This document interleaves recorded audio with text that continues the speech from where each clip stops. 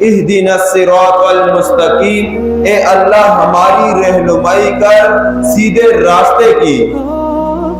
عربی کے اندر صراط کہا جاتا ہے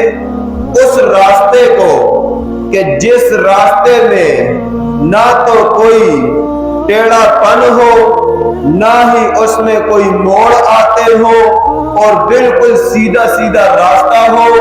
اور ہر ایک تکلیف دہ چیز سے وہ صاف اور بہترین راستہ ہو، اسے صراط کا لفظ کہا جاتا ہے۔ تو یہ راستہ صراط کا لفظ، اور یہاں پر ہم ہر نماز کے اندر اللہ سے یہ دعا بھی مانگتے ہیں کہ اللہ ہماری رہنمائی فرما، ہمیں چلا سیدھے راستے پر۔ پھر عربی کے اندر ایک اور لفظ راستے کے لیے آتا ہے، طریق۔ طریق بھی راستے کو کہتے ہیں۔ اللہ رب العزت نے یہاں پر قرآن پاک کی سورہ فاتحہ کی اس آیت میں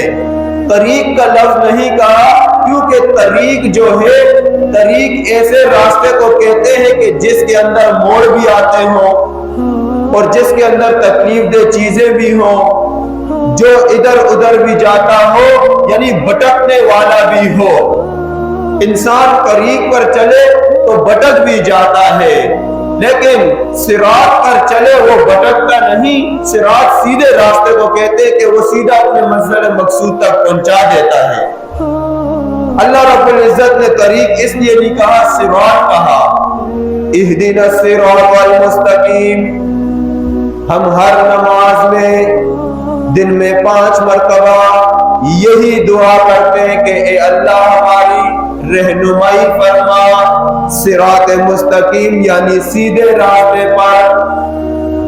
جس میں کوئی ٹیڑھا پن نہ ہو، جو ہدایت والا ہو، جس کی رہنمائی تو کرے وہ قرآن والا ہو، جس کی رہنمائی تو کرے وہ اللہ کے فرمان والا ہو، جس کی رہنمائی تو کرے وہ نبی علیہ السلام کا راستہ ہو، جس کی رہنمائی تو کرے وہ نبی علیہ السلام کی سنتوں کا راستہ ہو، جس کی رہنمائی تو کرے اس سے تو راضی ہو جائے، جس کی رہنمائی تو کرے جس سے ہم راضی ہو جائے، جس کی رہنمائی تو کرے ایک دوسرے کو قتل کرنے والے ایک دوسرے کے لیے قتل ہونے والے بن جائے، جس کی رہنمائی تو کرے ایک دوسرے کے مال کو چھیننے والے ایک دوسرے کے لیے مال دینے والے بن جائے، جس کی رہنمائی تو کرے ایک دوسرے کی عزتوں پر ہاتھ ڈالنے والے ایک دوسرے کی عزتوں کی رکھوالی کرنے والے بن جائے، جس کی رہنمائی تو کرے ہزاروں بتوں کو سجدہ کرنے والے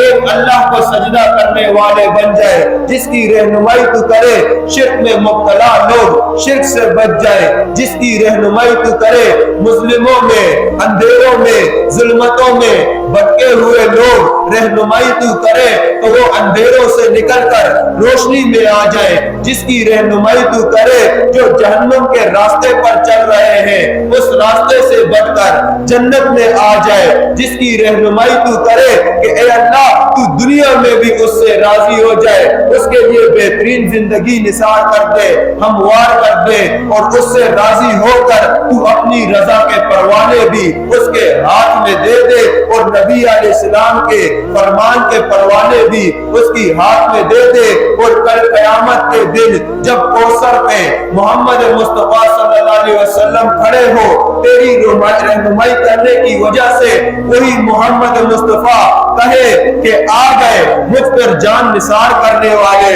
آ گئے مجھ پر مال قربان کرنے والے، آ گئے میرے لیے اپنی پوری زندگی اسی راستے پر چلتے ہوئے میرے طریقوں کی اتباع کرتے ہوئے آئے ہیں، آؤ آج جو تمہیں غم ملے تھے، تکلیفیں ملی تھی، مشکلات ملی تھی، پریشانیاں ملی تھی، ساری تکلیفوں کو بھلا دو، یہ لو میرے اپنے محمد مصطفیٰ صلی اللہ علیہ وسلم کے ہاتھوں سے یہ آب کوثر پیو اور سارا کچھ بھلا دو اور ایک جنتی بن جاؤ۔ یہ صراط کا لفظ اس معنی پہ دلالت کرتا ہے۔